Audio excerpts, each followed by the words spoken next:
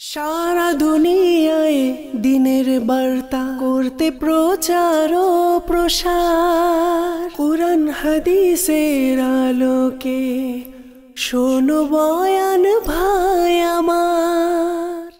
আউযু বিল্লাহি মিনাশ শাইতানির রাজীম।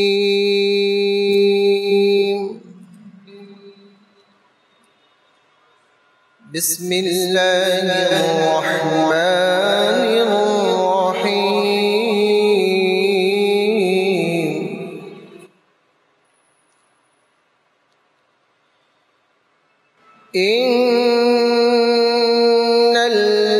ইন্নাল্লাযীনা সাবাকাত লাহুম মিনাল হুসনা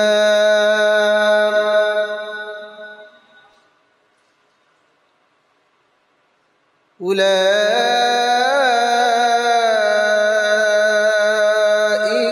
عنها مبعدون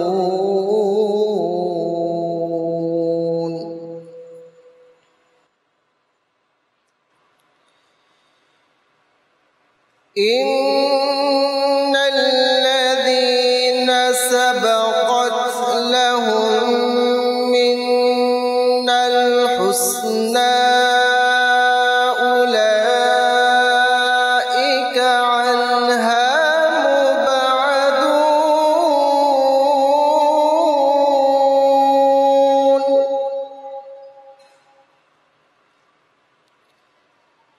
لا يسمعون حسيسها وهم فيما اشتهت أنفسهم خالدون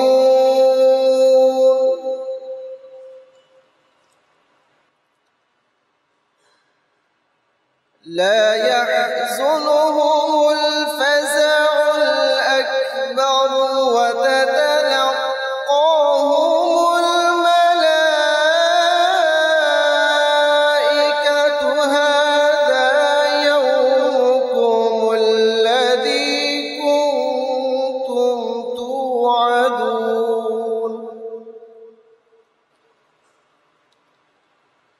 يوم نطوي السماء كطي السجل للكتب كما بدأنا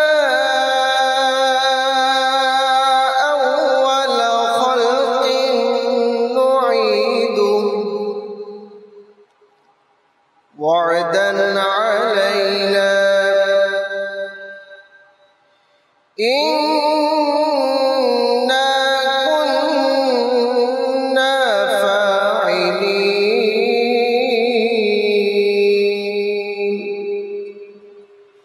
صدق الله العظيم وصدق رسوله النبي الكريم. صلِّ على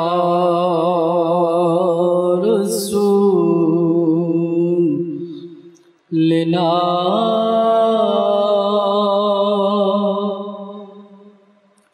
صلِّ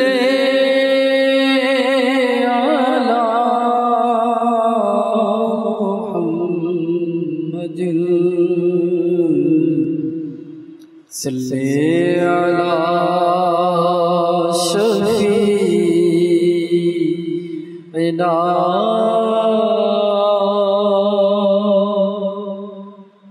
صل على محمد ہم بھی مدینے جائیں گے آج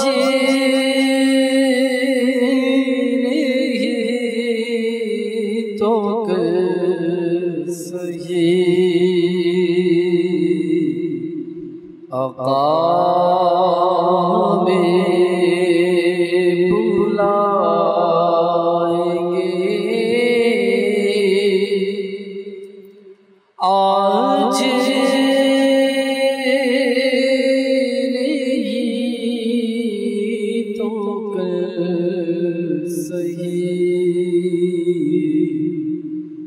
सल्ले अला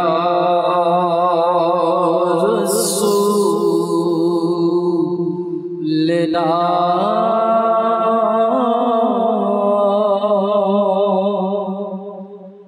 सल्ले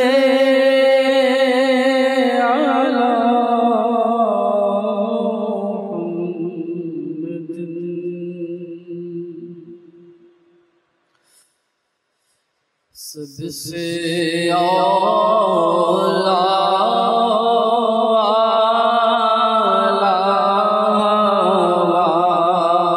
हमारा नबी, सबसे बाला वाला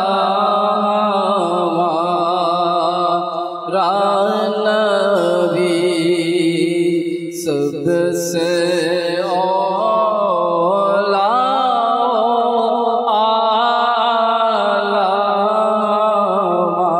हमारा नबी, सबसे बाला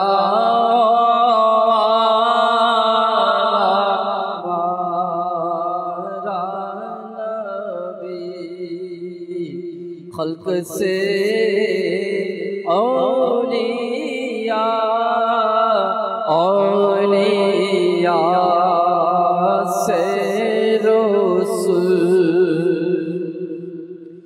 खल्क से औलिया औलिया से रसूल, खल्क से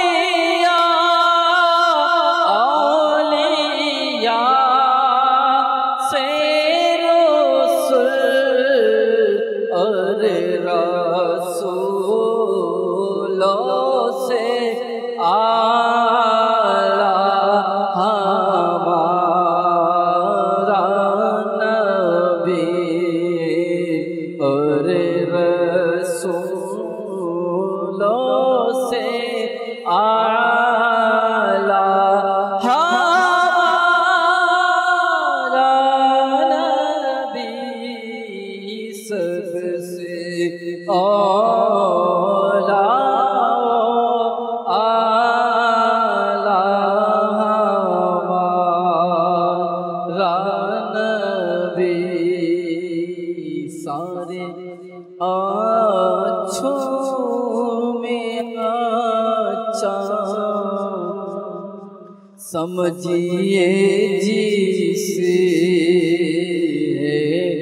उस अच्छे से अच्छा हमारा नबी। अरे कौन देता है देने को वो चाहिए, कौन देता है देने को वो चाहिए, वाला है साचा हमारा नबी, देने वाला है साचा हमारा नबी, सबसे औला वो आला हमारा नबी, सबसे बाला वाला हमारा नबी। ज़ेरे जारी था के बे इंशाअल्लाह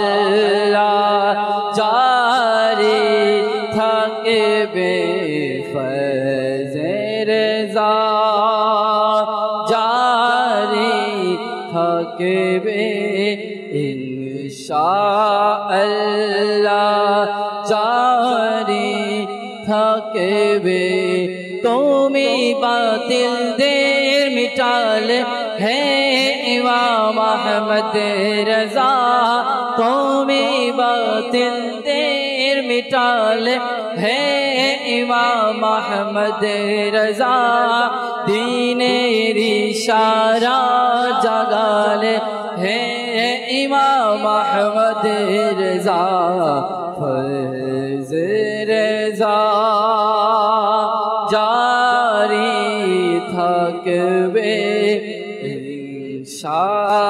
ইনশাআল্লাহ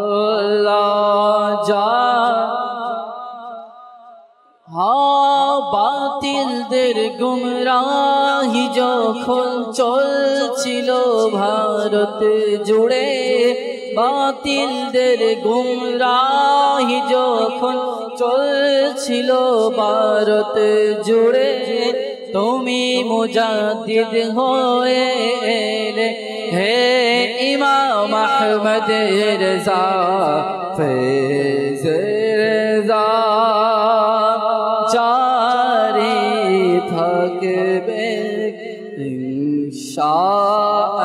ইনশাআল্লাহ থাকবে আহলে সুন্নতের বাগান যখন ছিল বিরান আহলে সুন্নতের বাগান যখন ছিল বিরান ফুল ফুটেছে এলে যখন হে ইমাম আহমদ রজা ফৈজ রজা জারি থাকবে ইনশাআল্লাহ জারি থাকবে ফৈজ রজা জারি থাকবে ইনশাআল্লাহ জারি থাকবে ফৈজ রজা ফৈজানে আলা হযরত ফৈজানে আলা হযরত আলহামদুলিল্লাহি রাব্বিল আলামিন ওয়াসসালাতু ওয়াসসালামু আলা সাইয়্যিদিল মুরসালিন আম্মা বা'দ ফাআউযু বিল্লাহি মিনাশ শাইতানির রাজীম বিসমিল্লাহির রহমানির রহিম আসসালাতু ওয়াসসালামু আলাইকা ইয়া রাসূলুল্লাহ ওয়া আলা আলিকা ওয়া আসহাবিকা ইয়া হাবিবাল্লাহ الصلاة والسلام عليك يا نبي الله وعلى آلك وأصحابك يا نور الله نويت سنة الاعتكاف দরুদ পাকের অসংখ্য ফজিলত রয়েছে অগণিত ফজিলত রয়েছে তন্মধ্য হতে একটি ফজিলত আসুন আমরা আমাদের হৃদয়ের কান দিয়ে শ্রবণ করি যেমনটি কিতাবের মধ্যে বর্ণিত রয়েছে প্রিয় নবী হুজুরে আরবি সাল্লাল্লাহু তাআলা আলাইহি ওয়া আলিহি ওয়াসাল্লাম ইরশাদ করেছেন যে তোমরা তোমাদের মজলিসকে আমার উপর দরুদ পাঠ করে সজ্জিত করে নাও কেননা তোমাদের এই দরুদে পাক কিয়ামতের দিনে তোমাদের জন্য নূর হবে সল্লু আলাল হাবিব সাল্লাল্লাহু তাআলা আলা মুহাম্মদ সাল্লাল্লাহু আলাইহি ওয়া আলিহি ওয়াসাল্লাম সালাতাও ওয়া সালামান আলাইকা ইয়া সাইয়্যিদি ইয়া রাসূলুল্লাহ হাদিসে পাকে আছে নিয়াতুল মুমিনি খায়রুম মিন আমালিহি মুমিনের নিয়ত হচ্ছে তার আমলের চেয়ে উত্তম intention of Muslim is better than his actions so let's make some good intentions before listening sunnah inspired speech সুন্নাত ভরা বয়ান শ্রবণের পূর্বে আসুন কিছু ভালো ভালো নিয়ত করে নিই আমরা সর্বোপরি একটি নিয়ত আমরা করতে চাই আর তা হলো এই শুরু থেকে শেষ পর্যন্ত from the beginning to the end শুরু থেকে শেষ পর্যন্ত ইনশাআল্লাহ আমরা বয়ান শ্রবণ করব for gaining the satisfaction of Almighty Allah. Allah Tabarak wa Ta'ala সন্তুষ্টি অর্জনের নিমিত্তে ইনশাআল্লাহ আযজা ওয়া জাল। আজকে আলা হযরতের উর্স মুবারক উপলক্ষে আমরা এখানে উপস্থিত হয়েছি ইজতিমায়ে যিকরুনাত মাহফিলের মধ্যে। আজকে আলা হযরত ইমাম আহলে সুন্নাত মুজাদ্দিদে দ্বীন ও মিল্লাত শাহ ইমাম আহমদ রাজা খান আলাইহি রাহমাতুর রহমান এর জ্ঞানগর্ভ কিছু বৈশিষ্ট্যের ব্যাপারে আমরা শ্রবণ করব ইনশাআল্লাহ আযজা ওয়া জাল। এর মধ্যে কি কি জ্ঞান রয়েছে সে সম্পর্কে আমরা শ্রবণ করি যে তিনি কোন কোন জ্ঞানের উপরে, কোন কোন বিষয়ের উপরে তিনি পাণ্ডিত্য লাভ করেছিলেন, পারদর্শী ছিলেন, সেই বিষয়ে একটু আমরা আলোকপাত করি। এরপরে ইনশাল্লাহ আজকের আলোচ্য যে বিষয় রয়েছে, কারণ সম্পূর্ণ বিষয়, প্রতিটা বিষয়ের উপরে তো আর একদিনে বয়ান হয় না। আজকে ইনশাআল্লাহ তাআলা নির্ধারিত একটি বিষয় আমি রেখেছি, সেই বিষয় সম্পর্কে কিছুটা আলোকপাত করার চেষ্টা করব ইনশাআল্লাহ আযজা ওয়া জাল। আলা হযরত রাহমাতুল্লাহি তাআলা আলাইহি এর পরিচয় নতুন করে দেওয়ার মতো কিছু নেই। বাংলাদেশের আনাচে কানাচে, এমনকি সারা বিশ্বে, not only in Bangladesh but also all over the world, বিশ্বের সর্বত্র এখন চারিদিকেই আলা হযরতের ডঙ্কা বাজছে চারিদিকে। আলহামদুলিল্লাহ, ফাইজানে রাজা জারি আছে এবং থাকবে ইনশাআল্লাহ, চলছে চারিদিকে। এই মহান ব্যক্তিত্বের জীবনীর উপর, বায়োগ্রাফির উপর পিএইচডি চলছে বহু বিশ্ববিদ্যালয়, অনেকে কমপ্লিট করে নিয়েছেন, অনেকে কমপ্লিট করছেন এই মহান ব্যক্তিত্বের উপরে। যে কি অ্যাকচুয়ালি আলা হযরত কি, বিস্ময়ের যেন কোনো শেষ নেই, আশ্চর্যের যেন কোনো শেষ নেই। মানে এটা একটা মিরাকল।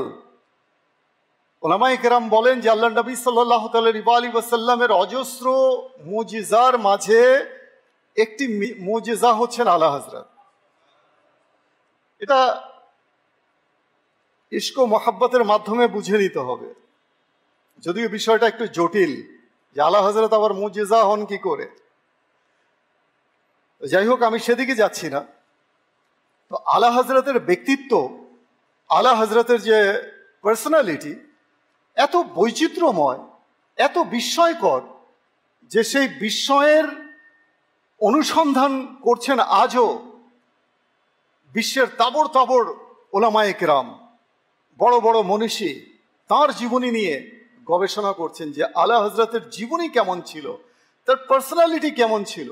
কেননা যতই আলা হযরত সম্পর্কে তারা জানছেন, ততই যেন সেই জানার গভীরতা আরো গভীর থেকে গভীরতর হতে যাচ্ছে, পৌঁছতে পারছেন না। সবকিছুর একটা শেষ আছে। তো কাজেই মানুষের জীবনটা হচ্ছে একটা লিমিটেড, মানুষের জীবন লিমিটেড। এই লিমিটেড লাইফের মধ্যে মানুষ আনলিমিটেড কিছু গেইন করতে চায়। এটাই হচ্ছে মানুষের নেশা, যে আমি এমন কিছু গেইন করব, নতুন কিছু জানব, বিস্ময়কর বৈচিত্র্যময় এমন কিছু আমি জানব। তাই মানুষ আলা হযরত সম্পর্কে জেনেই চলেছে, তার বায়োগ্রাফি সম্পর্কে। হয়তো যারা রয়েছেন এই মুহূর্তে মাদানী চ্যানেলের দর্শক শ্রোতা, তারাও ভাবছেন যে এখন থেকে আলা হযরত সম্পর্কেও জানতে হবে আমাদের। যারা এতদিন জানেননি তারাও জানার আগ্রহ প্রকাশ করবেন। কেন? কারণ আলা হযরত কি অ্যাকচুয়ালি, মানে what kind of personality he deserve, কেমন ব্যক্তিত্ব তিনি ধারণ করতেন, সেই ব্যক্তিত্ব সম্পর্কে জানার আগ্রহ কম বেশি শিশু, কিশোর, আবাল, বৃদ্ধ, বনিতা সবার মাঝে এই আগ্রহের যেন কোনো অন্ত নেই। কেননা আলা হযরত রাহমাতুল্লাহি তাআলা আলাইহি এমন মহান ওয়ালি, মুজাদ্দিদ, ওয়ালি এ কামেল, তার এমন এমন উপাধি যা আমরা শুনি এবং শুনতে থাকব, তার বিশেষ করে জ্ঞান গর্ভ যে জীবনী রয়েছে ইলমের উপরে, তার যেন কোনো অন্ত নেই। কি কি ইলম তার মাঝে ছিল, আসুন এক নজরে আমরা একটু জানার চেষ্টা করি। কি কি ইলম? অনেকে জিজ্ঞেস করলে হয়তো 2, 4, 10টা, 20টা, 15টা বলে এরপরে আর বলতে পারবে না। তো আমরা একটু জেনে নিই মোটামুটি একটু আমরা, যদিও শতাধিক ইলমের উপরে তার কি ছিল, পাণ্ডিত্য ছিল, পারদর্শিতা ছিল। শুধু জানা, একটা হচ্ছে সিম্পলি জানা। কেউ জিজ্ঞেস করলে আপনি কি এ সম্পর্কে জানেন, do you know anything about this case or about this thing? আমি বলে হ্যাঁ আমি জানি, I know a little bit, আমি সামান্য কিছু জানি। কিন্তু আলা হযরতের জানা কেমন ছিল? তিনি এমনভাবে জানতেন যে বিষয়টাকে তিনি ধরতেন, সেই বিষয়ের গভীরে চলে যেতেন, রুট লেভেলে চলে যেতেন, শিখরে চলে যেতেন, শিখর থেকে শিকড়ে চলে যেতেন। যাকে বলা হয় পাণ্ডিত্য, যাকে বলা হয় পারদর্শিতা। জানা এক জিনিস, পারদর্শিতা আরেক জিনিস, পাণ্ডিত্য আরেক জিনিস। আলা হযরত এমন পাণ্ডিত্যের, এমন পারদর্শিতার অধিকারী ছিলেন। আলা হযরত রাহমাতুল্লাহি তাআলা আলাইহির যে যে বিষয়ে তিনি জ্ঞান অর্জন করেছেন বা যে যে বিষয়ে তিনি পাণ্ডিত্য লাভ করেছেন, সে বিষয় সম্পর্কে আমরা একটু জানি। যেমন কোরআনিক যে সায়েন্স রয়েছে, কোরআনি সায়েন্স, কোরআনি বিজ্ঞান, বীজগণিত, রসায়ন, ভূতত্ত্ববিদ্যা, বাস্তুবিদ্যা, দর্শন শাস্ত্র, যুক্তিবিদ্যা, অর্থনীতি, উদ্ভিদবিদ্যা, জ্যামিতি, পদার্থবিদ্যা, জ্যোতির্বিদ্যা, অধিবিদ্যা, ত্রিকোণমিতি, পাটিগণিত, গণিত, পৌরনীতি, ভূগোল, অ্যাকাউন্টিং, সমাজবিজ্ঞান, নীতিবিদ্যা, যোগাযোগ বিজ্ঞান, জ্যোতিষ শাস্ত্র, প্রাণীবিদ্যা, মনোবিজ্ঞান, ভূতত্ত্ব, কোষবিদ্যা, জীববিজ্ঞান, অলঙ্কার শাস্ত্র, ভাষা সাহিত্য, বস্তুবাদ, ভাষালঙ্কার, আইনশাস্ত্র, ব্যাখ্যাশাস্ত্র, তর্কবিদ্যা, ঐতিহ্যবিদ্যা, নবীর জীবনী সহ দেহতত্ত্ব, পুরাণ শাস্ত্র, পরিসংখ্যান, ধ্বনিবিদ্যা, অর্থশাস্ত্র, গ্রিক পাটিগণিত, ব্যাংকিং, কাব্যশাস্ত্র, পাণ্ডিত্যশাস্ত্র, বিশ্বাস প্রবন্ধ, ইতিহাস, সংখ্যাতত্ত্ব প্রভৃতি। সামান্য কয়েকটা আমি সংগ্রহ করেছি, বাকিটা beyond my intelligible, out of my knowledge, আমার জ্ঞানের বাইরে। এই 100টা বিষয়ের মধ্যে আমি 100টা পুরোটা কালেক্ট করতে পারিনি, তো যে কটা কালেক্ট করতে পেরেছি সেই কয়েকটা বললাম আমি। এখানে একটা বিষয় এখানে মানে অতিরিক্ত কোনো অ্যাড করা নেই। তো আজকে যে বিষয় সম্পর্কে আমি একটু টাচ দেব আপনাদেরকে, সেটা হচ্ছে কাব্যশাস্ত্র, আলা হযরতের শের ও শায়েরি। এরপর রয়েছে সংখ্যাতত্ত্ব, এ সম্পর্কে ইনশাআল্লাহ তাআলা কিছুটা আমরা জানার চেষ্টা করব। ধৈর্য সহকারে ইনশাআল্লাহ বসবো আমরা এবং আলা হযরতের ইলম সম্পর্কে আমরা একটু জানার চেষ্টা করব যে আলা হযরত রাহমাতুল্লাহি তাআলা আলাইহি কত বড় মাপের কাব্যিকতা তিনি করেছেন।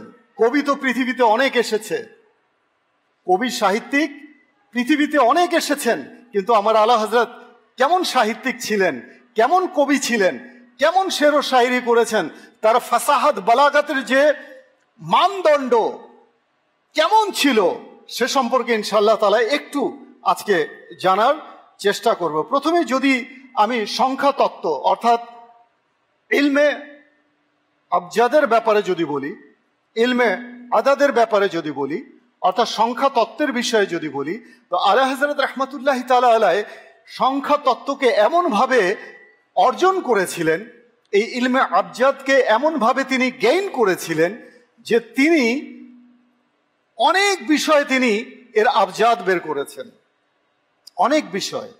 যেমন আমরা উদাহরণস্বরূপ বলতে পারি বিসমিল্লাহির রহমানির রহিমের আবজাদ হচ্ছে, সংখ্যা হচ্ছে কত? 7, 8, 6। এইরকম আলা হযরত রাহমাতুল্লাহি তাআলা আলাইহি যে বই তিনি লিখতেন, সেই বইকে তিনি 2 লাইনে তার শিরোনাম লেখার চেষ্টা করতেন, 2 লাইনে। যেমন একটি কিতাবের নাম আমি উল্লেখ করছি, আদ-দাওলাতুল মাক্কিয়া বিল মাদ্দাতিল গায়বিয়া। এই যে ইলমে গায়েবের উপরে তিনি যে কিতাবটা লিখেছেন, এর মধ্যে এই লাইনের মধ্যে প্রত্যেকটা অক্ষরের নিসবতে যে আবজাদ বের হয়, এই আবজাদ অনুসারে তিনি লিখেছেন যে এই আবজাদ দিয়ে বের করা যাবে যে সেই কিতাব কোন তারিখে কত সনে লেখা হয়েছে। কেমন তিনি রহস্য ছেড়ে দিয়েছেন, মানুষ যেন তার সম্পর্কে শুধু ভাবতেই থাকে। অর্থাৎ প্রত্যেকটা জায়গাতে তিনি রহস্যের ছাপ রেখেছেন। মানুষজন ইলম অর্জন করে, শুধু করতেই থাকে করতেই থাকে, একটা নেশার মতো। ইলম অর্জন করা একটা নেশা, যে কি লেখা আছে আর একটু পড়ি, আরো এক পৃষ্ঠা পড়ি, আরো কিছুটা জ্ঞান অর্জন করি। এইভাবে আলা হযরত রাহমাতুল্লাহি তাআলা আলাইহি প্রত্যেক বিষয়ে তিনি এমনভাবে আগ্রহ সৃষ্টি করে দিয়েছেন মানুষের মাঝে, যে মানুষ শুধু আগ্রহ নিয়ে ওই পিছে পিছে শুধু ছুটতেই থাকবে, হ্যামিলিয়নের বাঁশিওয়ালার মতো পিছে পিছে ছুটতে থাকবে। সেই নেশা তাকে তাড়িয়ে নিয়ে বেড়াবে, জানার আগ্রহ কাজ করবে। তো কাজেই এই ইলমে আবজাদ তিনি এমনও লিখেছেন যে তিনি তার ইন্তেকালের তারিখটা পর্যন্ত কোরআনের আয়াত থেকে তিনি লিখে গেছেন। তিনি কোন তারিখে, কোন সনে, কোন তারিখে, কয়টার সময়, এই সময়ের তত্ত্ব, সময় তত্ত্ব, এর উপরেও তিনি ইলমে, মানে ওই যে জ্যোতির্বিদ্যা, যেটা গ্রহ নক্ষত্র দিয়ে সময় নির্ণয় করা, সেই জ্ঞানও তিনি অর্জন করেছেন। নট অনলি জ্ঞান অর্জন করেছেন, সেটার যে লাস্ট স্টেজ রয়েছে সেই লেভেল পর্যন্ত তিনি পৌঁছে গেছেন। অর্থাৎ আমরা বলতে পারি পাণ্ডিত্য। সব মানুষকে পাণ্ডিত্য, পারদর্শী বলা যায় না, পণ্ডিত বলা যায় না, স্কলার বলা যায় না। তো পাণ্ডিত্য এটা খুব বিশদ একটা ব্যাপার, বিশাল একটা ব্যাপার। তো তিনি তার ইন্তেকালের তারিখটা পর্যন্ত কোরআনের আয়াত থেকে তিনি আবজাদের মাধ্যমে তিনি লিখে দিয়ে গেছেন। আর ঠিক সেম, মানে হিজরি সনে সেম তারিখে, সেম সময়ে, 1 মিনিটও আগে পরে না, তিনি এই দুনিয়া থেকে ইন্তেকাল করেছেন, অর্থাৎ পর্দা করেছেন। সুবহানাল্লাহ। আলা হযরত রাহমাতুল্লাহি তাআলা আলাইহি তার ইলমের দৌড় কেমন ছিল, এটা তো গেল সংখ্যা তত্ত্ব এর ব্যাপারে, ইলমে আবজাদের ব্যাপারে। আসুন এখন আমরা ইলমে শায়রির ব্যাপারে কিছুটা আলোকপাত করি। ইলমে শায়রির ব্যাপারে যখন আলা হযরতের কথা চলে আসে, তখন মানুষের সুরের মূর্ছনায় যখন হৃদয়ে দুলতে থাকে, এই হৃদয়ের তালে তালে মানুষের দেহ দুলতে থাকে, দেহের তালে তালে মানুষের হৃদয়ও দুলতে থাকে। আর আলা হযরত দুলিয়েছেন, কিসে দুলিয়েছেন? ইশকে রসুলের মধ্যে, নবীর ভালোবাসায়। নবীর ভালোবাসার সুধা, জাম পান করিয়েছেন উম্মতে মুহাম্মাদীকে, যে নবীর প্রেম কাকে বলে, ইশকে রসুল কাকে বলে।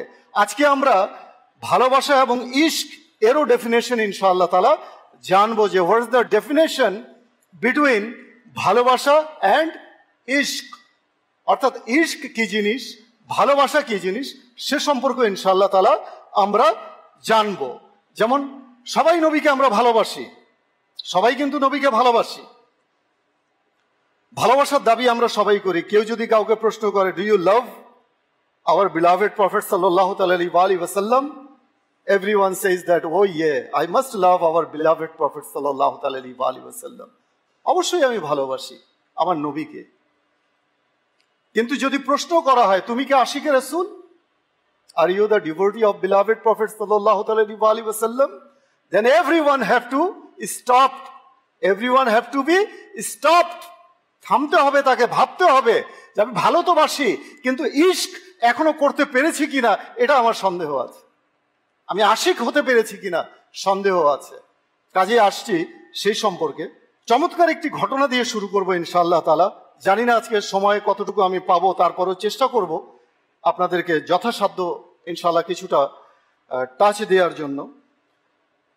একদা নানপাড়া প্রশাসনের, অর্থাৎ হিন্দের মধ্যে উত্তরপ্রদেশের নানপাড়া প্রশাসনের, ইউপি রাজ্যের প্রদেশের নানপাড়া প্রশাসনের নবাবের প্রশংসা ও গুণকীর্তনে তৎকালীন কবি ও সাহিত্যিকগণ অনেক কবিতা রচনা করেছেন। অনেক সময় হয় না যে রাজা, বাদশাহ, শাসক, তাদের গুণগান, তাদের প্রশংসা অনেক কবি সাহিত্যিকরা করে থাকে। কেন করে থাকে? কিছু উপঢৌকন, কিছু উপহার, কিছু মালে গনিমত পাওয়ার জন্য প্রশংসা করে থাকে, করতো এক সময় রাজা বাদশাদের, নবাবদের। তো কিছু লোক এসে আলা হযরত রহমতুল্লাহ তাআলা আলাইকে নবাবের প্রশংসায় কিছু না কিছু কবিতার পংক্তি লেখার জন্য অনুনয় বিনয় করতে লাগলো। হুজুর কিছু লেখেন অমুক নবাবের শানে, অমুক নবাব সাহেবের শানে কিছু লেখেন। আর লিখলে আপনি কি হবে? আপনি বাদশার সুনজরে পড়বেন, নবাবের সুনজরে পড়বেন, সেখানে আপনিও কিছু উপঢৌকন পাবেন, কিছু উপহার পাবেন। তদুত্তরে আমার আলা হযরত কি বললেন শুনুন, হৃদয়ের কান দিয়ে শুনুন। তো আলা হযরত রহমতুল্লাহ তাআলা আলাইহি তাদের এই আবেদনের উত্তরে একটি নাতে রসুল লিখে ফেললেন। সুবহানাল্লাহ। একটি নাতে রসুল লিখলেন যার প্রথম চয়ন হলো वो कमाले हुस्न हुजूर है। सुभान अल्लाह। वो कमाले हुस्न हुजूर है कि गुमान नक्शे जहां नहीं, यही फूल खार से दूर है, यही शम्आ है कि धुआं नहीं। এই কালাম তিনি লিখলেন যার অর্থ এর সৌন্দর্য, আল্লাহ নবী সাল্লাল্লাহু আলাইহি ওয়াসাল্লামের সৌন্দর্য, the glamour, the beautification, the radiant of our beloved Prophet sallallahu alaihi wasallam, সৌন্দর্য উৎকর্ষতা এমন যে এতে কোনো ধরনের অপূর্ণতা থাকা তো দূরের কথা, কোনো অপূর্ণতার কল্পনাও করা যায় না। আমার নবী সাল্লাল্লাহু আলাইহি ওয়াসাল্লামের গ্ল্যামার, তার সৌন্দর্য, তার লাবণ্য, কি বলি আমরা, সুদর্শন বলি, এটা এতটাই পারফেক্ট ছিল, এতটাই পরিপূর্ণ ছিল যে সেখানে অপূর্ণতার কথা কল্পনাই করা যায় না। সুবহানাল্লাহ। দ্বিতীয় লাইনে উদ্দেশ্য হলো সাধারণত ফুলের সাথে কাঁটাও থাকে, ফুলের সাথে কি থাকে? থর্ন থাকে, কাঁটা থাকে। কিন্তু নবী করিম সাল্লাল্লাহু আলাইহি ওয়াসাল্লামের রিসালাতের বাগানের এমন ফুল যাতে কোনো কাঁটা নেই, কোনো কাঁটা নেই, এই ফুলের মাঝে কোনো কাঁটা নেই, ঘ্রাণই ঘ্রাণ, সৌরভই সৌরভ। সুবহানাল্লাহ। তিনি প্রদীপ, যাতে কোনো ধোঁয়া নেই, তিনি এমনই প্রদীপ, পৃথিবীর যে কোনো প্রদীপের কি আছে? ধোঁয়া আছে। কিন্তু রিসালাতে মুআব সাল্লাল্লাহু তাআলা আলাইহি ওয়াসাল্লাম এমনই প্রদীপ, এমনই ল্যাম্প যার কোনো ধোঁয়া নেই। এই কালামের শেষ চরণে নানা পাড়া প্রশাসনের নবাবের প্রশংসায় কবিতা না লেখার মহিমান্বিত এবং ইশক ও ভালোবাসায় নিমজ্জিত কারণ হিসাবে তিনি বর্ণনা করেন যে করু মদহে আহলে দুওয়াল রাজা পড়ে ইস বলা মে মেরি বলা, मैं गदा हूं अपने करीम का, मेरा दिन পারায়ে না নেহি। অর্থাৎ হে রাজা, আমি কি সম্পদশালী দুনিয়ার নবাব এবং শাসকদের প্রশংসা ও তোষামত করব? নিজেকে উল্লেখ করে বলছেন আলা হযরত যে আমি কি দুনিয়ার কোনো রাজা, বাদশাহ কিংবা নবাবের আমি প্রশংসা করব, তোষামত করব? এটা কখনোই হতে পারে না। সম্পদশালীদের তোষামত করা একটি বালা, অর্থাৎ বিপদ, মুসিবত, আর এই বালায় আমার দ্বারা তো হতেই পারে না। আর পরবর্তী চয়নে তিনি বলেন আমি তো রাসূলে পাক সাল্লাল্লাহু তাআলা আলাইহি ওয়াসাল্লামের ভিখারি, আমি নবী করিম সাল্লাল্লাহু তাআলা আলাইহি ওয়াসাল্লামের দরবারের ভিখারি। আমার ধর্ম রুটির টুকরো নয়, আমার দিন রুটির টুকরো নয় যে যেদিকে সম্পদ দেখবো সেদিকেই ঝাঁপিয়ে পড়বো। অনেক এমন আছে না রিলিজিয়ন, সম্পদ দেখলে ধর্ম পর্যন্ত চেঞ্জ হয়ে যায়, ধর্মান্তর হয়ে যায় মানুষ। কিন্তু আলা হযরত বলছেন আমার দিন, আমার ধর্ম কোনো রুটির টুকরো না যে আমি সম্পদ দেখলেই কি করব? ঝাঁপিয়ে পড়ব। সুবহানাল্লাহ। কাজেই আল্লাহ পাক আমাদেরকেও আলা হযরত রহমতুল্লাহ তাআলা আলাইহির ন্যায় আত্মসম্মান নসিব করুন। প্রিয় ইসলামী ভাইয়েরা, বর্ণনাকৃত ঘটনা থেকে জানা গেল যে আল্লাহ ওয়ালারা দুনিয়ার তোষামত, চাটুকারিতা করেন না, কেননা সম্পদশালীদের তোষামত তো তারাই করে যারা দুনিয়ার নিকৃষ্ট সম্পদ লাভের লালসা করে, আর আল্লাহ ওয়ালারা তো অল্পে তুষ্টির অমূল্য সম্পদে সম্পদশালী হয়ে থাকেন।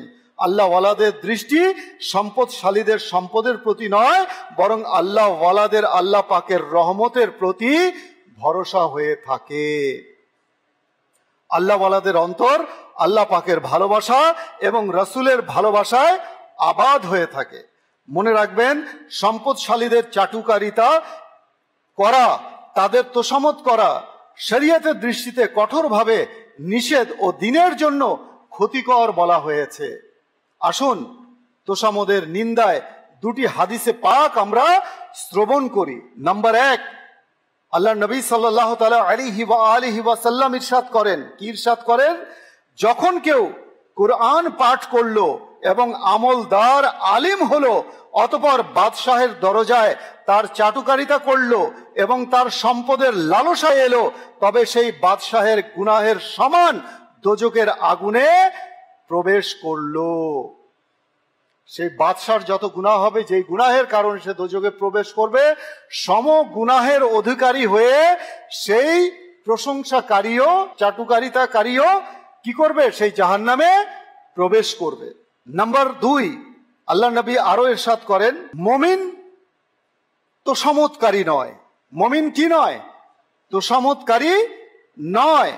হে আশিকানে রাসূল, জানা গেল ধনীদের সাথে এরূপ সম্পর্ক রাখা যাতে দ্বীন ও আত্মসম্মানের সমঝোতা করতে হয় তা ভালো নয়, তবে নেকির দাওয়াত দেওয়ার জন্য তাদের নিকট অবশ্যই যাওয়া উচিত।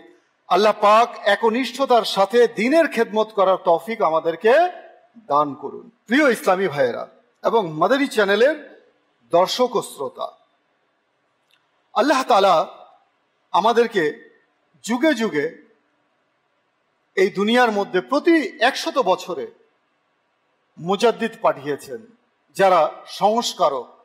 দিন যখন হক আর বাতিলের মধ্যে মিশ্রিত হয়ে গেছে, সত্য আর মিথ্যার মধ্যে যখন মিশ্রিত হয়ে গেছে, তখন মুজাদ্দিদে আলফে সানি আলা হযরত ইমাম আহমেদ রাজার ন্যায় এমন মুজাদ্দিদ দুনিয়ার বুকে এসেছেন এবং দুধ থেকে পানিকে আলাদা করে দিয়েছেন, অর্থাৎ হক থেকে বাতিলকে পৃথক করে বুঝিয়ে দিয়েছেন, this is the wrong and this is the right. এটা হচ্ছে সঠিক, এটাই হচ্ছে দিন, আর এটা হচ্ছে বেঠিক, এটা হচ্ছে ভুল, অন্যায়, পথভ্রষ্টতা, আর এটাই হচ্ছে বাতিল, বুঝিয়ে দিয়েছেন তারা। তো কাজেই আলা হযরত রহমতুল্লাহি তাআলা আলাইহি এমন মুজাদ্দিদ, যিনি শের ও শায়েরির মাধ্যমে যখন দেখা গেল এই ভারতবর্ষে মানুষকে সুকৌশলে ইশকে রাসূল থেকে, নবীর ভালোবাসা থেকে দূরে সরিয়ে দেওয়া হচ্ছে, তখন আলা হযরত রহমতুল্লাহি তাআলা আলাইহির আগমন হলো এবং মানুষের মাঝে ইশকে রাসূল এবং নবী প্রেমের প্রদীপ তিনি জ্বালিয়ে দিলেন। শের ও শায়েরির মাধ্যমে তার বিখ্যাত কাব্যগ্রন্থ, অনবদ্য কালজয়ী কাব্যগ্রন্থ হাদায়েকে বখশিশ, যা পুরো বিশ্ব বিখ্যাত একটি কাব্যগ্রন্থ, যেই কাব্যগ্রন্থের মাঝে দুনিয়াবি কোনো কবিতা নেই, কোনো বাদশাহের শানে নেই, দুনিয়াবি কোনো রাজা বাদশার শানে নেই, বরং সেখানে লেখা আছে হামদ এবং রাসূলের, আল্লাহ নবী সাল্লাল্লাহু আলাইহি ওয়াসাল্লামের গুণগান, অর্থাৎ নাতে রাসূল। এই হাদায়েকে বখশিশের মধ্যে আলা হযরত লিখেছেন। ঠিক তেমনি যেমন যুগে যুগে প্রত্যেক কবি চন্দ্রকে, চাঁদকে আল্লাহ নবী সাল্লাল্লাহু আলাইহি ওয়াসাল্লামের সৌন্দর্যের সাথে তুলনা করেছে। সবাই কিন্তু সৌন্দর্যের সাথে তুলনা করেছে। সাধারণত শায়েরগণ চাঁদের সৌন্দর্যের কথা বলে থাকেন, কিন্তু তারা চাঁদের মধ্যে যে কলঙ্ক রয়েছে, কালো দাগ রয়েছে, সেই ছোপগুলো উপেক্ষা করে থাকেন। অর্থাৎ চাঁদের মধ্যে যে কলঙ্ক রয়েছে, সেই কলঙ্কের কথা কবি সাহিত্যিক কখনো উল্লেখ করে না, কারণ সেটা চাঁদের কলঙ্ক। এটা হচ্ছে একটা মাইনাস পয়েন্ট, কারণ চাঁদের প্রশংসা করা হয়। অনেকে মাআযাল্লাহ নিজের যারা প্রিয়জন থাকে, যে সম্পর্ক আমরা শরীয়তের ভাষায় বলি অবৈধ, সেই সম্পর্কে দেখা যায় প্রিয়জনকে চাঁদের সাথে তুলনা করে, প্রিয়তমাকে চাঁদের সাথে তুলনা করে। হ্যাঁ, স্ত্রীকে যদি করে, বিবাহিতা স্ত্রীকে যদি করে সেক্ষেত্রে এটা বৈধ। তার প্রশংসা করলো চাঁদের সাথে। অর্থাৎ বলতে চাচ্ছি যে চাঁদের যে প্রশংসা করা হয় সেটা পজিটিভলি করা হয়। চাঁদের মধ্যে যে কালো দাগ রয়েছে সে সম্পর্কে উল্লেখ করেন না কবি সাহিত্যিকগণ, কিন্তু কোরবান যান আলা হজরতের প্রতি। আলা হজরত রহমতুল্লাহি তাআলা আলাইহি ইশকের আলোকে বলেন চাঁদের উপর কালো দাগ কেন, চাঁদের উপর কালো দাগ কেন? তিনি বলেন बरके अंगूष्ठ नबी चमकी थी उस पर एक बार, आज तक है सीनाए मुंह में निशाने सूखता। অর্থাৎ প্রিয় নবী সাল্লাল্লাহু আলাইহি ওয়াসাল্লামের মুবারক হাতের নুরারি আঙুল একবার প্রজ্বলিত চাঁদের উপর পড়ল, কিন্তু আজ পর্যন্ত চাঁদের বুকে পুড়ে যাওয়ার সেই চিহ্ন আছে, পুড়ে যাওয়ার সেই চিহ্ন আছে। সেই চিহ্ন এখনো চাঁদের বুকে বিদ্যমান। নাম্বার 2, অতঃপর আরেকটি পংক্তিতে চাঁদকে এই দাগ মিটানোর পদ্ধতিও আলা হযরত বলে দিয়েছেন। কিভাবে বলে দিয়েছেন? আলা হযরত বলছেন কাসিদায়ে মিরাজের মধ্যে, অর্থাৎ হে চাঁদ, তোমার জ্ঞানে কি লোপ পেয়েছিল যে এত বড় অন্যায় করে ফেলেছো? যখন মিরাজের রাতে নবী করিম সাল্লাল্লাহু তাআলা আলাইহি ওয়াসাল্লাম আসমানের পরিভ্রমণের জন্য তশরিফ নিয়ে গেলেন, তখন তার গমন পথের মাটি নিয়ে যেতে, তার গমন পথের যে পথ দিয়ে তিনি গেছেন সে গমন পথের একটু মাটি নিয়ে যেতে এবং নিজের দাগের উপর মর্দন করে নিতে, মালিশ করে নিতে, প্রলেপ দিয়ে দিতে। তোমার সেই মাটি প্রলেপ দেওয়ার কারণে তোমার সমস্ত দাগ দূর হয়ে যেত। আরেক জায়গায় আলা হযরত রহমতুল্লাহি তাআলা আলাইহি চাঁদকে রাসূল পাক সাল্লাল্লাহু আলাইহি ওয়াসাল্লামের শৈশবকালের খেলনা বলে অবহিত করেছেন, যাতে এই হাদিসে পাকের দিকে ইশারা রয়েছে যে হযরত আব্বাস রাদিয়াল্লাহু তাআলা আনহু বলেন, আমি আরজ করলাম ইয়া রাসূলুল্লাহ সাল্লাল্লাহু তাআলা আলাইহি ওয়াসাল্লাম, আমাকে তো আপনার নবুয়তের নির্দেশনা বলি দ্বীন ইসলাম কবুল করার দাওয়াত দিয়েছে। আমি দেখলাম আপনার দোলনায় চাঁদের সাথে কথা বলতেন। আমি দেখলাম আপনি দোলনায় কি করতেন? চাঁদের সাথে কথা বলতেন। চাঁদ সেদিকেই ঝুঁকে যেত যেদিকে আপনার আঙুল ইশারা করত। অর্থাৎ আপনার শৈশবকালে আপনার আঙুল যেভাবে দোল খেত, কখনো ডানে কখনো বামে, চাঁদও কি করত? ডানে বামে দোল খেত। তাই আলা হযরত বলেন, কি বলেন? चांद झुक जाता जिधर उंगली उठाते महद में, क्या ही चलता था इशारों पर खिलौना नूर का। অর্থাৎ আকাশের চাঁদ আর একটি মদিনার চাঁদ, অর্থাৎ এক হচ্ছে আকাশের চাঁদ আর এক হচ্ছে মদিনার চাঁদ। আলা হযরত এখানে বলছেন আরেক পংক্তিতে, যার অর্থ কিছুটা এরকম যে আকাশের চাঁদও আলো বিকিরণ করে। আকাশের চাঁদ কি করে? আলো বিকিরণ করে। মদিনার চাঁদও নূরের খয়রাত বন্টন করে। আকাশের চাঁদ যে আলো দেয় তা 1-2 প্রহরের জন্য, ক্ষণিকের জন্য। প্রথম প্রহর, দ্বীপ প্রহর, এরপরে চাঁদ কি হয়? নিষ্প্রভ হয়ে যায় সূর্যের আলোর কারণে। চাঁদ আর দেখা যায় না, বিলীন হয়ে যায়, ম্লান হয়ে যায়। আকাশের চাঁদ যে আলো দেয় তা 1-2 প্রহরের জন্য। আর মদিনার চাঁদ যদি মদিনার চাঁদের নূরের ঝলক যদি কারো ওপর পড়ে, তার দুনিয়া ও আখেরাত উভয় জগতই আলোকিত হয়ে যায়। সুবহানাল্লাহ। তাই অপর এক জায়গায় নূরের খয়রাত নেয়ার প্রত্যাশায় আলা হযরত আরজ করছেন। কি আরজ করছেন? চমক তুঝসে পাতে হ্যাঁ সব পানে ওয়ালে, মেরা দিল ভি চমকা দে চমকানে ওয়ালে। আলা হযরত রহমতুল্লাহি তাআলা আলাইহির প্রতিটি কাব্যিকতা, শের ও শায়রি কোরআন ও হাদিসের আলোকে কি রচিত। আলা হযরতের শের ও শায়রি আপনি দেখবেন হয় কোনো না কোনো আয়াতে কারিমা অথবা কোনো না কোনো হাদিসের বাক্যের সাথে সম্পৃক্ত, সংশ্লিষ্ট। তার নাতিয়া কালাম আপনি পড়লে দেখবেন তার মধ্যে হাদিসের ঝলক আছে, কোরআনের আয়াতের ঝলক আছে। আর আলা হযরত কখনো যেমন প্রচলিত দুনিয়াবি যারা কবিতা লেখে তার মধ্যে কত মিথ্যাচার, কত কুফরি কালাম যুক্ত থাকে, কিন্তু আমার আলা হজরতের প্রতি কুরবান যান, সুবহানাল্লাহ। একবার এক লোক এলেন, তার এই ঘটনা থেকে বোঝা যায় যে আলা হজরত কেমন শের ও শায়েরি করতেন।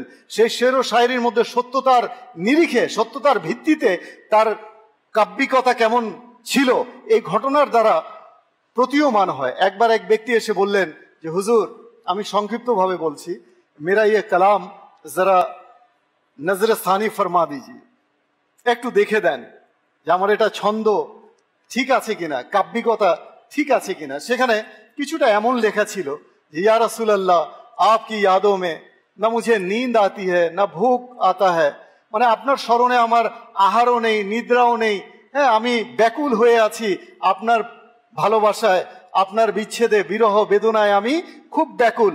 আলা হযরত দেখে তাকে বললেন যে তুমি যা লিখেছো যদি তোমার অন্তরে তা থাকে তাহলে তো কোনো কথা নেই, আর যদি না থাকে তাহলে তুমি মনে করে নাও কার শানে তুমি লিখেছো, যিনি অন্তরের হৃদ স্পন্দনের সাথে, হৃদ স্পন্দন সম্পর্কে যিনি ওয়াকিবহাল রয়েছেন, যে নবী হচ্ছেন মুমিনের কলবের চেয়েও নিকটে। যে তুমি কার শানে লিখেছো সেটা যদি মিথ্যা পর্যবসিত হয়, তুমি শের ও শায়রি তো লিখেছো, ইয়া রাসূলুল্লাহ আমার ঘুম আসে না, নিদ্রা আসে না, আমার ক্ষুধা লাগে না আপনার বিরহে, এটা যদি সত্যি না হয় তাহলে তুমি মিথ্যাচার করেছো নবীর শানে। আর যদি সত্যি হয় তাহলে তো কোনো কথাই নেই।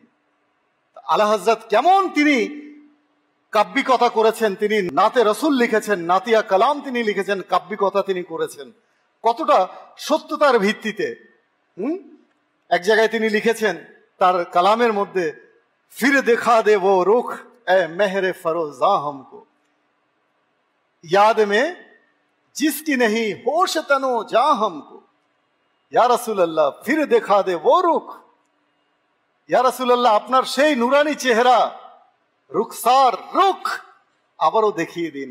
অর্থাৎ যা আপনি স্বপ্নে আমাকে দেখিয়েছেন, দিদার করিয়েছেন, সেই নুরানি চেহারা, ফির দেখা দে वो रुख ए मेहरे फरोजा हमको याद में जिसकी नहीं होश तनो जा हमको, মানে যার স্মরণে আমার হোশ থাকে না, আমি বেহুশ হয়ে যাই, যখন স্মরণে আসে ওই চেহারার কথা, যখন স্মরণে আসে আমি নিজের মধ্যে থাকি না, আত্মহারা হয়ে যাই।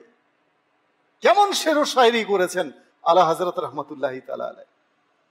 তো কাজেই আসুন এই আলা হযরতের যে কাব্যিকতা, যে কালাম রয়েছে, এগুলোকে আমরা ইনশাআল্লাহ তাআলা পড়ব। এবং মাদানী চ্যানেলে আলহামদুলিল্লাহ একটি অনুষ্ঠানও রয়েছে, সুরের মূর্ছনায় কালামে রাজা।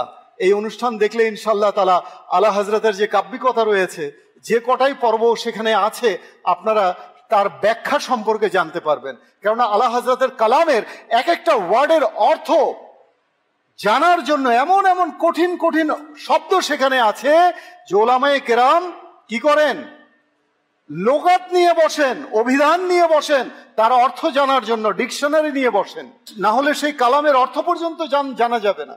এমন এমন কঠিন কঠিন শের ও শায়েরির শব্দ তিনি নিয়ে এসেছেন, কখনো ফার্সি শব্দ, তো কখনো আরবি শব্দ, তো কখনো হিন্দি শব্দ, কখনো গুজরাটি শব্দ, এইভাবে তিনি বহু ভাষার সংমিশ্রণে তিনি কালাম রচনা করেছেন।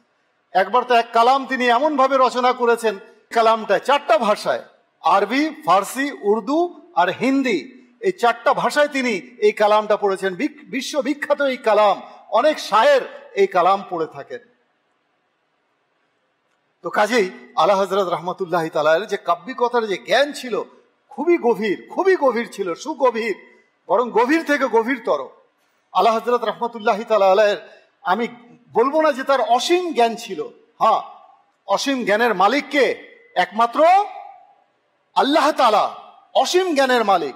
কিন্তু সেই অসীম জ্ঞানের মাঝে যে সীমাবদ্ধতা রয়েছে মানুষের জন্য, মখলুকের জন্য একটা সীমা রয়েছে না, লিমিটেশন রয়েছে মখলুক, সেই সীমাবদ্ধতার মাঝে, সীমার মাঝেও অসীম ছিল আমার আলা হযরতের জ্ঞান।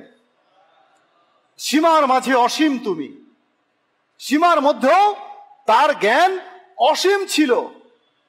তো কাজেই আলা হযরত রহমতুল্লাহি তাআলা আলাইহির এই যে কালাম আমরা এতক্ষণ শুনলাম নাতিয়া কালামের পংক্তি।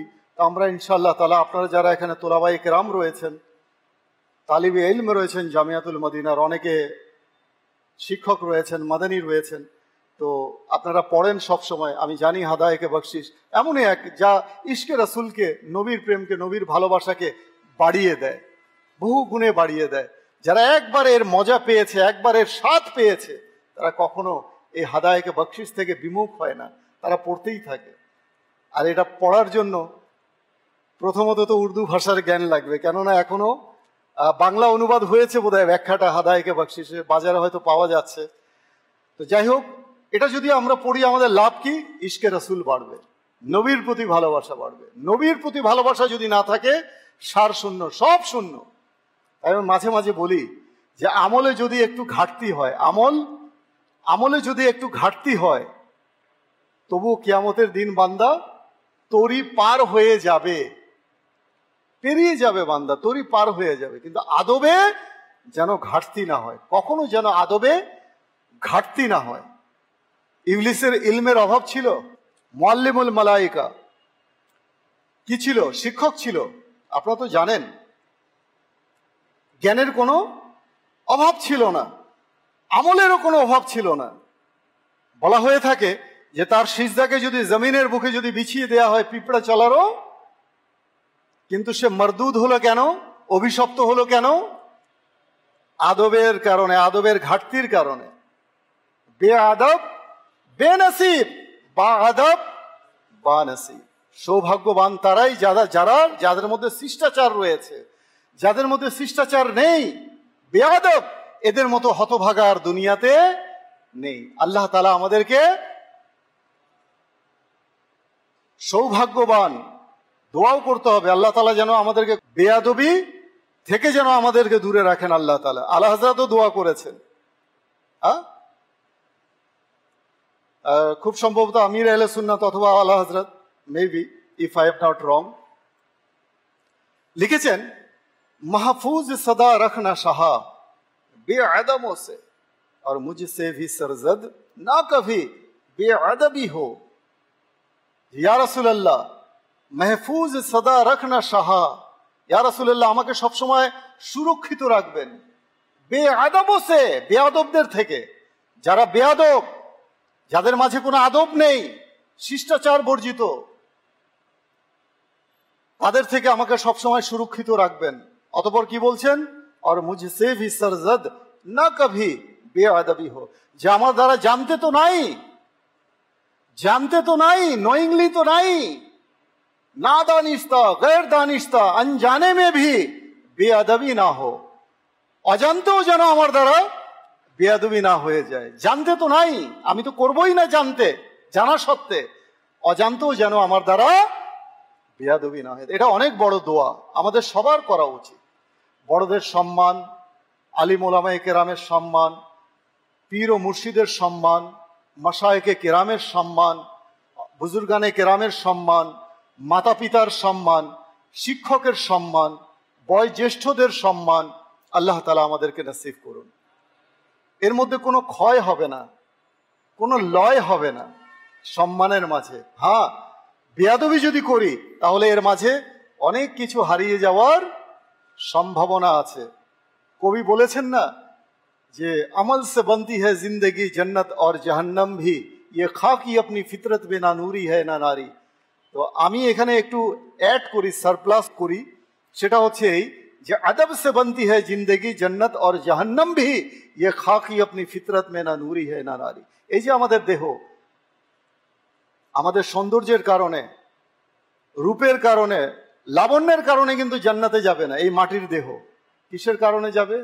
আদবের কারণে, আমলের কারণে, আখলাকের কারণে জান্নাতে যাবে। তো আল্লাহ তাআলা আমাদের সবাইকে বোঝার তৌফিক দান করুন, আমাদের সকলকে বুজুর্গানে কেরামের আদব তাজিম করার তৌফিক দান করুন। আমাদের সন্তানদেরকেও সেই শিক্ষা দেওয়া উচিত। যারা মা বাবা আমরা রয়েছি, এই মুহূর্তে এই অনুষ্ঠান দেখছি, শুনছি, আমাদের উচিত আমরা যেন সন্তানকেও শিষ্টাচারের ব্যাপারে আমরা নীতি নৈতিকতার শিক্ষা, মোরাল টিচিংটা যেন আমরা দিই। আজকাল মোরাল টিচিংয়ের খুবই অভাব। নৈতিকতা যেন উঠেই যাচ্ছেন সমাজ থেকে। শুধু পুঁথিগত বিদ্যা আর পরহস্তে ধন, নহে বিদ্যা নহে ধন হলে প্রয়োজন। এখন সব পুঁথিগত বিদ্যার পিছনেই ছুটছি আমরা। আদব, আখলাক, সৌজন্য, শিষ্টাচার এগুলো থেকে মানুষ দূরে সরে যাচ্ছে। একসময় যখন ছোট ছিলাম দেখতাম কোনো মুরব্বী এসে গাড়িতে উঠলে যারা স্টুডেন্ট থাকতো, কম বয়সী থাকতো, যুবক থাকতো, এরা উঠে যেত। আঙ্কেল এখানে বসেন, হুজুর এখানে বসেন, উঠে যেত। এই যে শিষ্টাচার, এই যে আদব, এটা দেখতাম। কিন্তু এখন খুবই মানে কশিনকালে, কি বলবো, কদাচিৎ চোখে পড়ে, খুব কম, ভেরি রেয়ার ইন নাম্বার নাওএডেজ। আমি দেখা পড়ে না আমার চোখে। বসে থাকে, দাড়ি সাদা, শুভ্র দাড়ি, দাঁড়িয়ে আছে হ্যান্ডেল ধরে, হেডফোন লাগিয়ে। যুবক, একটা ব্যাগ, বোঝা যায় স্বভাবত স্টুডেন্ট, শিক্ষার্থী। তো আমি মনে মনে ভাবি যে হেডফোনের পাশাপাশি চোখেও যদি কোনো পট্টি থাকতো, যে আমি অন্ধ, কানে বধির, মানে আমি দেখিও না, আমি শুনিও না কে এসে দাঁড়িয়েছে। তা আমার কাছে মনে হয় যে কানে যখন লাগিয়েছি দুইটা, তো চোখেও যদি এরকম কিছু একটা থাকতো সিস্টেম। আমি তো দেখছি আমার সামনে বুজুর্গ দাঁড়িয়ে আছেন, শুভ্র দাড়ি, বাবার বয়সে, দাদার বয়সে, একটু সম্মান দেই না? দিলে কি হবে? সম্মান পাওয়া যাবে। আজকে মানুষ সম্মান পাচ্ছে না কেন? সম্মান না করার কারণে। সম্মান করলে, সম্মান দিলে সম্মান পাওয়া যায়। আমি যদি কাউকে সম্মান দেই, কেউ আমাকে সম্মান করবে। If you respect someone else, you will be respected by somebody else. আপনি কাউকে সম্মান করবেন তো কারো দ্বারা আপনি সম্মানিত হবেন। সম্মান করবেন না, সম্মানিত হবেন না। Understood, very easy. এই সূত্র মিলানোর জন্য কোনো বড় পণ্ডিত হওয়ার দরকার নেই। কামা তাদিনু তুদান, as you sow so you reap. যেমন কর্ম তেমন ফল। সন্তানকে শিষ্টাচার শিক্ষা দিচ্ছি না, আদব শিক্ষা দিচ্ছি না, তাই বৃদ্ধ বয়সে এখন বৃদ্ধাশ্রম। আগে ছিল না, আমাদের ছোটবেলায় বৃদ্ধাশ্রম, ওল্ড হাউস নামে কোনো হাউসই ছিল না, বৃদ্ধাশ্রম ছিল না, শুনিনি ওল্ড হাউস কাকে বলে। ছোটবেলায় যদি কেউ ওল্ড হাউস বলতো মনে করতাম পুরাতন কোনো বাড়ি। পরে যখন বয়স হলো বুঝলাম যে না, এটা পুরাতন বাড়ি না, এরা পরিত্যক্ত কোনো বাড়ি না, পুরাতন কোনো বাড়ি না, এটা হচ্ছে বৃদ্ধাশ্রম, যেখানে বৃদ্ধরা থাকে, বৃদ্ধারা থাকে। কতজন অভিমত দেয়, ছেলে আছে, হ্যাঁ আছে, কোথায়? বিদেশে। কি করে? যাক, পেশা আর বললাম না। সমাজে প্রতিষ্ঠিত, অর্থ আছে, বাড়ি আছে, গাড়ি আছে, সব আছে, বড় বড় ফ্ল্যাট আছে, ফ্ল্যাটে কুকুরের জায়গা আছে, শুধু জায়গা নেই মা বাবার। অ্যালসেশিয়ান কুকুর আছে, হ্যাঁ, দামি দামি বিড়াল আছে, সবার জায়গা হয় ফ্ল্যাটে, কিন্তু বৃদ্ধ মা বাবার জায়গা হচ্ছে না। তো ল্যাকিংটা কোথায়? What is the reason? কখনো আমরা ফাইন্ড আউট করেছি যেটার কারণ কি? হয়তো আমিও আমার মা বাবার করিনি। কামা তাদিনু তুদান, as you sow so you reap. আসুন না আমরা এখন থেকে নিয়ত করে, just make your intention from now, right now, নিজের সন্তানকে শিক্ষা দেই, আদব শিক্ষা দেই, নৈতিকতা শিক্ষা দেই।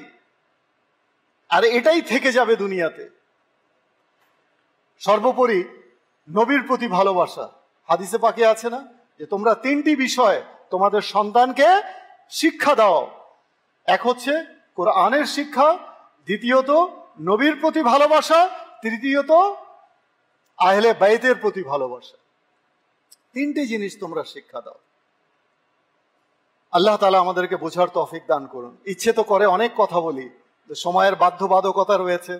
আল্লাহ তাআলা আমাদের সবাইকে আমল করার, বোঝার তৌফিক দান করুন। আসলে এখানে কাউকে হিট করার জন্য, কাউকে হেয় করার জন্য, কাউকে খাটো করার জন্য বলা নয়। বলার উদ্দেশ্য হচ্ছে যে আমরা যেন এখান থেকে শিক্ষা অর্জন করি, এখান থেকে যেন আমরা শিখে যাই। এমন যেন না হয় যে বুড়ো বয়সে আমারও ঠিকানা সেই বৃদ্ধাশ্রমে হয়। আল্লাহ তাআলা আমাদের সকলকে মানুষের মতো মানুষ হওয়ার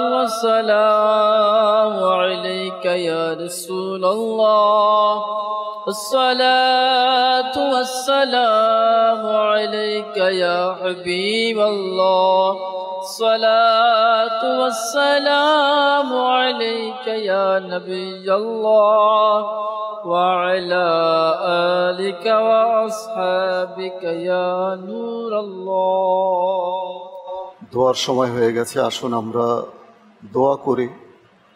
আল্লাহ তাবারক ওয়া তাআলার কাছে নিজের জন্য, নিজের পরিবারের জন্য, মা বাবার জন্য,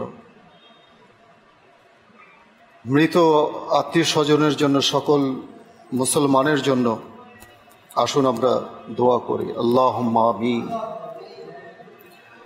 আলহামদুলিল্লাহি রাব্বিল আলামিন ওয়াসসালাতু ওয়াসসালামু আলা সাইয়্যিদিল মুরসালিন ইয়া রাব্বি মুস্তাফা বাতুফাইল মুস্তাফা আযজা ওয়া জাল্লা ওয়া সাল্লাল্লাহু তাআলা আলাইহি ওয়া আলিহি ওয়া সাল্লাম। ইয়া আল্লাহু ইয়া রহমানু ইয়া রহিম ইয়া জব্বারু ইয়া সত্তারু ইয়া করিম। এ মালিক ও মৌলা, या इलाही रहम फरमा मुस्तफ़ा के वास्ते, या रसूल अल्लाह करम कीजिए खुदा के वास्ते, मुश्किलें हल कर शहे मुश्किल कुशा के वास्ते, करबलाएं रत शहीद करबला के वास्ते।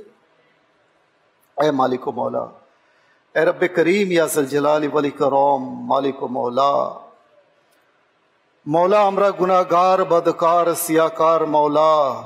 এ রব্বে করিম, তোমার নিয়ামত ভোগ করছি মৌলা, তোমারই দেয়া নিয়ামত ভোগ করছি, তোমার নাফরমানি করছি মৌলা, তোমার অবাধ্যতায় লিপ্ত রয়েছি মৌলা, গুনাহের মাঝে লিপ্ত রয়েছি মৌলা।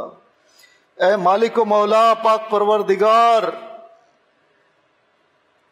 গুনাহের বোঝা মাথায় নিয়ে চলতে চলতে আমরা ক্লান্ত হয়ে পড়েছি মৌলা, নুয়ে পড়েছি মৌলা।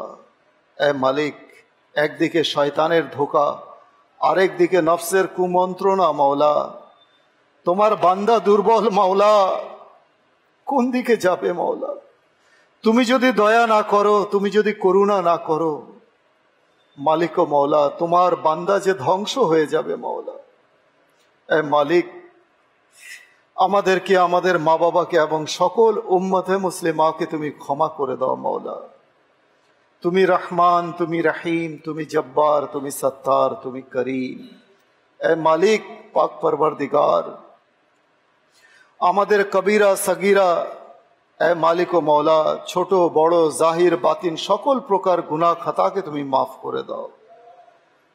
এ মালিক ও মৌলা পাক পরওয়ারদিগার, আমাদের সকলকে তুমি নেককার বানিয়ে দাও, আমাদের সকলকে তুমি নামাজের পাবন্দ বানিয়ে দাও। মালিক ও মৌলা, রমজানের রোজা পরিপূর্ণভাবে রাখার তৌফিক দান করে দাও মালিক। এ রব্বে করিম, যে নামাজ আমাদের জীবনে কাজা হয়ে গেছে মৌলা, যে রোজা আমাদের জীবনে ছুটে গেছে মৌলা, সেই রোজাগুলোকে, নামাজগুলোকে মৌলা আদায় করার তৌফিক দান করে দাও মৌলা। তোমার তৌফিক ছাড়া বান্দা একবারও সুবহান আল্লাহ বলতে পারবে না মৌলা। মৌলা এ রব্বে করিম, এ মালিক ও মৌলা, আমাদের প্রতি দয়া করো মৌলা, অনুগ্রহ করো মৌলা। তুমি অজস্র নিয়ামত আমাদেরকে দিয়েছো মৌলা, শ্রবণ শক্তি, দৃষ্টি শক্তি, বাক শক্তি। এ মালিক ও মৌলা, এ রব্বে করিম, এই তিনটির যদি একটিও আমাদের কাছে না থাকতো, আমাদের কষ্টের সীমা থাকতো না মৌলা। রিজিক দিয়েছো মালিক ও মৌলা, বিনা পয়সায় মৌলা নিঃশ্বাস নিচ্ছি, অক্সিজেন মৌলা নিচ্ছি, সব এত কিছু নিয়ামত তুমি দিয়েছো মৌলা। সর্বোপরি মৌলা আমাদেরকে মুমিন বানিয়ে, মুসলমান বানিয়ে মৌলা দুনিয়াতে পাঠিয়েছো মৌলা। মালিক ও মৌলা, তোমার হাবিবকে তুমি আমাদেরকে পাঠিয়েছো মৌলা আমাদের কাছে নিয়ামত মৌলা, আখেরি জামানার উম্মতের মাঝে মৌলা। এ রব্বে করিম, মালিক ও মৌলা, এত এত নিয়ামত, তারপরেও আমরা অবাধ্যতার শিকার হয়ে যাচ্ছি মৌলা। আমাদের সকলকে মৌলা তুমি অনুগত বানিয়ে দাও, আমাদের সকলকে মৌলা অনুগত বানিয়ে দাও, আমাদের সকলকে মৌলা বিনয়ী হওয়ার তৌফিক দান করে দাও, নম্রতা দান করো মৌলা, ইখলাস দান করো মৌলা। মওলা হৃদয় থেকে অহংকার, নিফাক, মালিক ও মওলা আমাদের দূর করে দাও মওলা। অন্তর থেকে মওলা দ্বিমুখী ভাব আমাদের দূর করে দাও মওলা। কপটতা দূর করে দাও মওলা। এ মালিক ও মওলা, বিন্দু মাত্র অহংকার থাকা সত্ত্বে কেউ জান্নাতে প্রবেশ করতে পারবে না মওলা। সরিষা পরিমাণ অহংকারও যদি কারো হৃদয়ে থাকে, এ মালিক ও মওলা, আমাদের অন্তরে তুমি ইখলাস দান করে দাও, আমাদের অন্তরে তুমি নিষ্ঠা দান করে দাও মালিক ও মওলা। আমাদেরকে যেমন জাহিরি সৌন্দর্যতা তুমি দান করেছো, আমাদের বাতিনকেও তুমি অনুরূপ করে দাও। এ মালিক ও মওলা পাক পরওয়ারদিগার, আমাদেরকে নেক আমল করার তৌফিক দান করে দাও। এ মওলা, আমাদেরকে মুমিন মুসলমান না করে দুনিয়া থেকে নিও না মওলা, কবরে নিও না মওলা।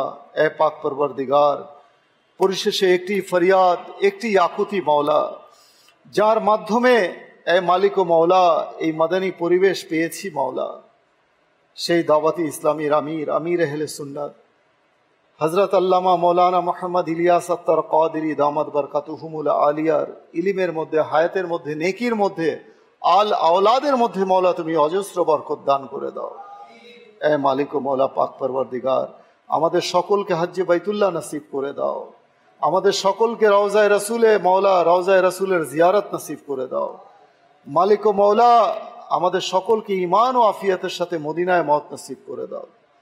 জান্নাতুল বাকিতে দাফন, জান্নাতুল ফেরদৌসে তোমার প্রিয় হাবিব সাল্লাল্লাহু আলাইহি ওয়া আলিহি ওয়াসাল্লামের প্রতিবেশী হওয়ার সৌভাগ্য নসিব করে দাও। আসসালাতু ওয়াসসালামু আলাইকা ইয়া রাসূলাল্লাহ ওয়া আলা আলিকা ওয়া আসহাবিকা ইয়া হাবিবাল্লাহ। সুবহানা রাব্বিকা রাব্বিল ইজ্জাতি আম্মা ইয়াসিফুন ওয়া সালামুন আলাল মুরসালিন ওয়াল হামদুলিল্লাহি রাব্বিল আলামিন। মওলা, যখন আমাদের মৃত্যু আমাদের নিকটে চলে আসবে মওলা, আমরা যেন মদিনায় থাকি মওলা, মুখে যেন জারি হয়ে যায় লা ইলাহা ইল্লাল্লাহ মুহাম্মাদুর রাসূল। নবী সালামু আলাইকা ইয়া রাসূল সালামু আলাইকা ইয়া হাবিব সালামু আলাইকা সালাওয়াতুল্লাহ আলাইকা طلع البدر علينا من ثنيات الوداع وجب الشكر علينا ما دعا لله داعي يا نبي سلام عليك يا رسول سلام عليك يا حبيب سلام عليك الله عليك مصطفى جاني رحمت لاکھو سلام شمع بز میں یت پہ لاکھو سلام ڈال دی قلبوں میں عظمت مصطفیٰ ڈال دی قلبوں میں عظمت مصطفیٰ سیدی اعلی حضرات پہلا کو سلام فیض سے